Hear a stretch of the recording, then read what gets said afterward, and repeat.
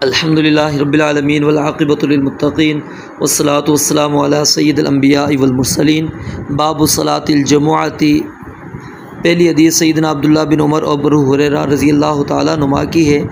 इसके अंदर वो नबी अलैहिस्सलाम ने ये बात बयान फरमाई कि जो लोग जुमा छोड़ते हैं उनको अपने इस अमल से बाज़ आ जाना चाहिए, वगरना क्या होगा कि अल्लाह ताला उनके दिलों पर मोहर लगा देंगे या अल्लाह ताला उनको गाफिलीन में शुमार कर देंगे।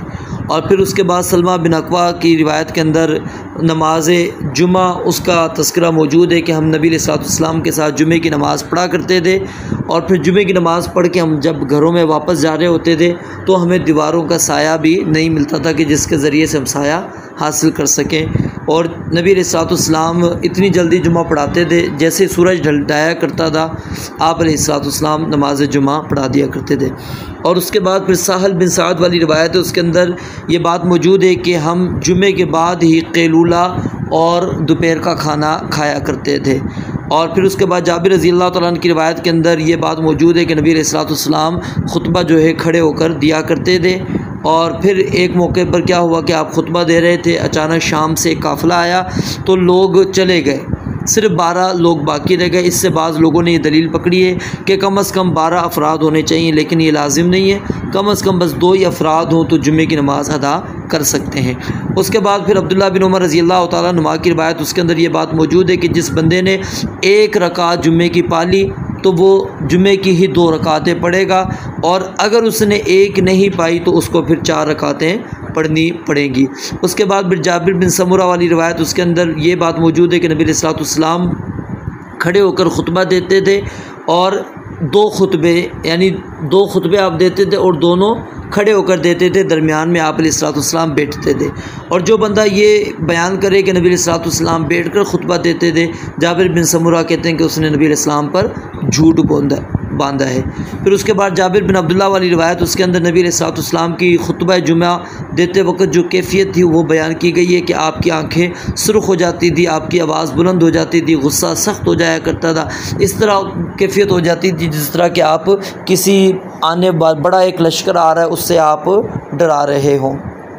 और फिर आप कुछ ये कलिमात अपने जुमे के अंदर पढ़ते थे, फ़इन्ना खैरल हदीस किताबुल्लाह व खैरल हदी हदी मुहम्मदिन व शर्रल उमूरी मुहदसातुहा व कुल्ल बिदअतिन दलाला।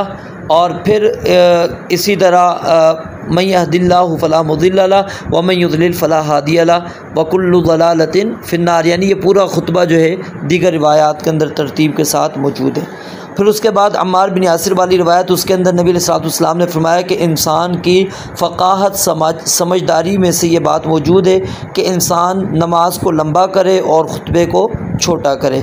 उम्मे हिशाम वाली रिवायत, उसके अंदर ये बात मौजूद है कि नबी अलैहिस्सलाम जुमे वाले दिन ख़ुतबे के अंदर सूरा क़ाफ़ की तिलावत करते थे, और मैंने ये सूरत नबी अलैहिस्सलाम से ख़ुतबे में सुन कर ही याद की है।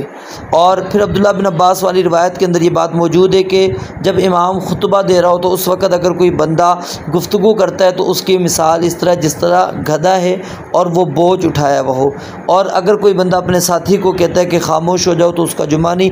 अगरचे ये रिवायत सनद के एतबार से ज़ईफ़ है, लेकिन जो आखिर अल्फाज हैं वो बात दुरुस्त है कि जब आप अपने साथी से कहेंगे जुमे वाले दिन के खामोश हो जाओ तो आपने लग़व काम किया है। क्या काम किया है? लग़व, बेकार फजूल काम किया है। उसके बाद जाबिर रज़ियल्लाहु तआला अन्हु वाली रिवायत है, उसके अंदर ये बात मौजूद है कि नबी अलैहिस्सलाम खुतबा दे रहे थे तो एक शख्स आकर बैठ गया।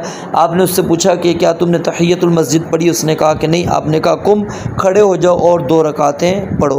फिर अब्दुल्लाह बिन अब्बास रज़ियल्लाहु तआला अन्हुमा की रिवायत, उसके अंदर ये बात मौजूद है कि आप नमाज जुमा जब पढ़ाते थे उसके अंदर सूरा जुमा और सूरा मुनाफिकीन इसकी तिलावत किया करते थे, और ईदैन और जुमे के अंदर आप सूरा आला और सूरा गाशिया भी पढ़ा करते थे। यानी इन चारों में से कोई भी सूरत पढ़ी जा सकती है।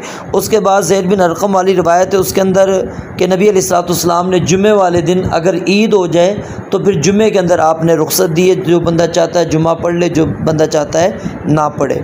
और जो बंदा मस्जिद में आके जुमा पढ़ता है, जुमे के बाद के जो नवाफिल हैं अगर वो बंदा पढ़ता है मस्जिद के अंदर तो वो 4 रकातें पढ़े, घर में आके पढ़ता है तो वो 2 रकातें पढ़े।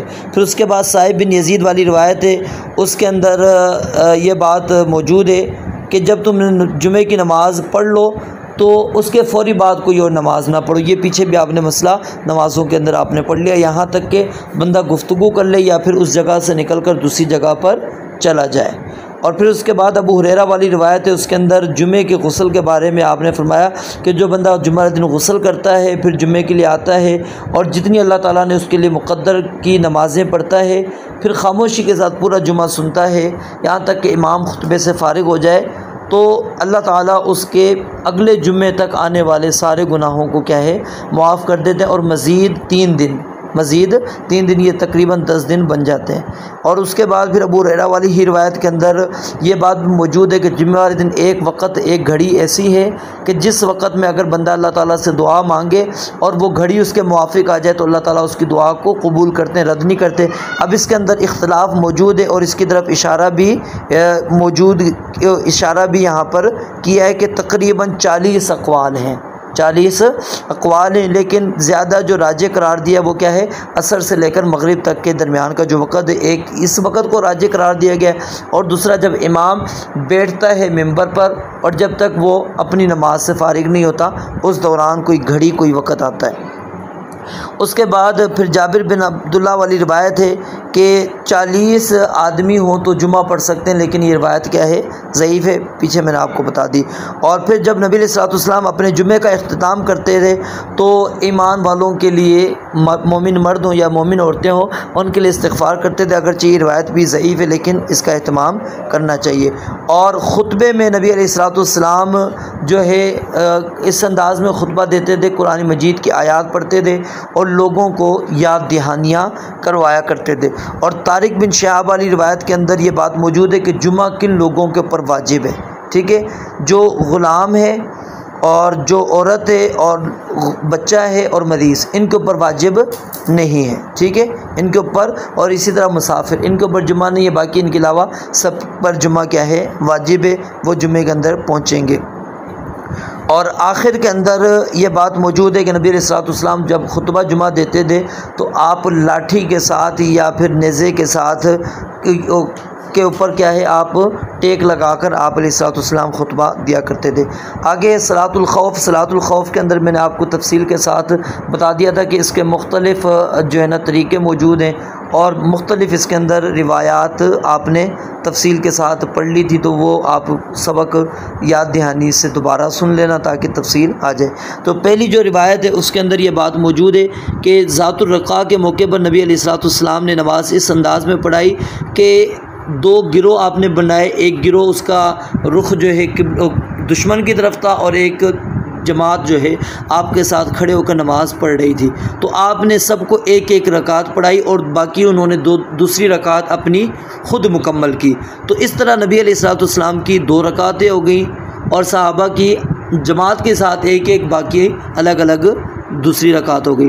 फिर उसके बाद नजद की तरफ जो ग़ज़वा किया उसके अंदर भी इसी तरह की बात मौजूद है, लेकिन उसके अंदर ये बात मौजूद है कि हमने क्या नाम है, एक रकात नबी अलैहिस्सलाम के साथ पढ़ी, सजदा किया, फिर दूसरी जगह पर चले गए, यानी दूसरे लोगों की जगह पर, फिर वो आए, उन्होंने नबी अलैहिस्सलाम के साथ नमाज़ पढ़ी और फिर सलाम फेर दिया। तो फिर इस तरह खड़े होकर हर एक ने अपनी अपनी रकात पूरी की। पहले वहाँ पर पूरी करके वो गए थे, ठीक है, दूसरी क्या है, पहले वाली चली गई वहाँ पर, फिर दोबारा दूसरी में आके उसने पूरी की और दूसरी जो जमात आई थी उसने इकट्ठी ही 2 रकातें पढ़ी। उसके बाद फिर जाबिर रज़ी अल्लाह तआला अन्हु वाली रिवायत है, उसके अंदर नबी अलैहिस्सलाम ने इसी तरह 2 सफ़े बनाई और इसी तरह नमाज आप पढ़ाते रहे और इकट्ठे ही नमाज़ पढ़ते रहे, ठीक है, कब तक, रुकू से उठने तक इकट्ठी दोनों जमातें थी नमाज़ पढ़ती रही। जब सजदे में जाने लगे तो जो आपके साथ जमात मिली हुई थी सफ़, वो चली गई सजदे के अंदर और दूसरी खड़ी रही, ठीक है। जब उन्होंने अपने सजदे को मुकम्मल कर दिया तो वो सफ़ खड़ी हो गई जो आपके नज़दीक थी, जो दूसरी सफ़ थी वो आगे फिर उन्होंने जाके अपनी सजदा मुकम्मल किया और इस तरह वो खड़े हो गए, ठीक है। तो इसके अंदर जो है सलाम जो है नबी अलैहिस्सलाम के साथ इकट्ठे ही सब के सब ने फेरा। तो इस अंदाज़ में नबी अलैहिस्सलाम ने 2-2 रकातें क्या है पढ़ा दी। और फिर उसके बाद वाली रिवायत जो हुज़ैफ़ा वाली रिवायत है उसके अंदर ये बात मौजूद है कि नबी अलैहिस्सलाम ने नमाज खौफ एक रकात उनको पढ़ाई। इस तरह नबी अलैहिस्सलाम की 2 हो गई और सहाबा की क्या है 1 हो गई। फिर उसके बाद अब्दुल्ला बिन उमर वाली रिवायत है, वो रिवायत अगरचे ज़ईफ़ है कि सलात खौफ 1 ही रकात है, किसी भी यानी कि आप जंग की कोई भी कैफियत हो, बहरहाल 1 भी पढ़ सकते हैं, 2 भी पढ़ सकते हैं। फिर आगे नमाज खौफ के अंदर सजदा साहब नहीं है, ये रिवायत भी क्या है सनद के एतबार से ज़ईफ़ है। तो तफसील मज़ीद आपने वो सुन लेंगे तो आपके सामने वो पूरी कैफियत आ जाएगी कि किस अंदाज़ के अंदर नमाज़ पढ़नी है। आगे सलातुल ईदैन, सलातुल ईदैन के अंदर पहली हदीस नबी अलैहिस्सलाम ने क्या नाम है ईद उल फ़ितर और ईद उल अज़हा इसके अहतमाम के बारे में फरमाया कि ईद उल फ़ितर और ईद उल अज़हा उस दिन होगा जिस दिन सब लोग मनाएंगे। ये नहीं कि इनफरादी तौर पर मनानी है, इज्तिमाई तौर पर मनानी है। उसके बाद फिर अगली रिवायत के अंदर ये बात मौजूद है कि अगर आपने चाँद नहीं देखा, किसी और ने चाँद देख लिया और अगले दिन आपने तो रोज़ा रख लिया, फिर उन्होंने आकर बताया और आपका मतला एक था, तो फिर उस दिन आप अगर तो ज़वाल से पहले आकर उन्होंने ख़बर दिए तो फिर तो आप उसी दिन नमाज़ पढ़ेंगे ईद की। अगर ख़बर दिए ज़वाल के बाद तो फिर अगले दिन नमाज़ पढ़ी जाएगी, रोज़ा उसी टाइम इफ्तार कर लिया जाएगा। और फिर उसके बाद अनस वाली रिवायत के अंदर ये बात मौजूद है कि ईद उल फ़ितर के लिए जब आप जाएंगे तो कुछ खजूरें खाकर जानी चाहिए और वो ताक खाए कर बंदा जाए, वो बेहतर है। और अगर खजूर नहीं है तो कोई भी मीठी चीज़ आप खाकर निकल सकते हैं, जा सकते हैं। फिर उसके बाद अब्दुल्ला बिन बुरैदा वाली रिवायत मौजूद है, उसके अंदर भी यही चीज़ मौजूद है कि ईद उल फ़ितर में आप खाकर जाते थे और ईद उल अज़हा में बग़ैर खाकर जाया करते थे। बाद में यानी ईद नमाज पढ़ने के बाद ईद उल अज़हा में बाद में नबी अलैहिस्सलाम खाते थे। फिर उम्मे अतिया वाली रिवायत, इसके अंदर नबी अलैहिस्सलाम ने ख़वातीन को और ख़ास तौर पे जिन पर नमाज नहीं है उनको भी कहा कि तुम ईदैन के लिए निकलो और खैर के कामों में हाजिर हो जाओ, मुसलमानों की दुआ के अंदर मौजूद रहो, लेकिन नमाज वाली जगह से अलहदा रहो। फिर उसके बाद जो है ना इस बात का तज़किरा मौजूद है अब्दुल्ला बिन उमर वाली रिवायत के अंदर कि पहले नमाज खुतबा बाद में। फिर उसके बाद अब्दुल्ला बिन अब्बास वाली रिवायत के अंदर ये बात मौजूद है कि नबी अलैहिस्सलाम ने नमाज ईद 2 रकातें पढ़ाई, ना उससे पहले कोई नफल पढ़े ना उसके बाद कोई आपने नफल पढ़ी। और नमाज ईद जो है ना बग़ैर अज़ान के और बग़ैर इकामत के अदा की जाएगी। और फिर अगली रिवायत के अंदर ये बात मौजूद है कि ईद की नमाज से पहले तो नबी अलैहिस्सलाम कुछ नहीं पढ़ते थे, लेकिन जब घर पर वापस आते थे तो 2 रकातें पढ़ते थे। और फिर उसके बाद वाली रिवायत के अंदर ये बात मौजूद है कि नबी अलैहिस्सलाम नमाज ईद यानी ईद उल फ़ितर हो या ईद उल अज़हा हो वो ईदगाह की तरफ जाकर पढ़ा करते थे। और सबसे पहला जो अमल आप यानी ईद वाले दिन क्या करते थे वो नमाज होती थी। फिर उसके बाद आप खुतबा देते थे, ठीक है, लोग अपनी सफ़ों के अंदर मौजूद होते थे, जो आपने हुक्म देना होता, बाज़ नसीहत करनी होती, वो उनको क्या करते थे। और फिर उसके बाद अमर बिन शुएब वाली रिवायत के अंदर ये बात मौजूद है नमाज ईद का तरीक़ा कि इसके अंदर पहली रकात के अंदर 7 ज़ायद तकबीरात कही जाएंगी और दूसरी रकात के अंदर 5 ज़ायद तकबीरात कही जाएंगी और किरात जो है इन तकबीरात के बाद में होगी।